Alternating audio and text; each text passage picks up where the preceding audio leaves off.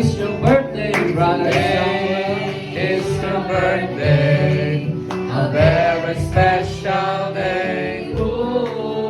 God makes us happy more than yesterday. Today you can hear sweet voices from your brother.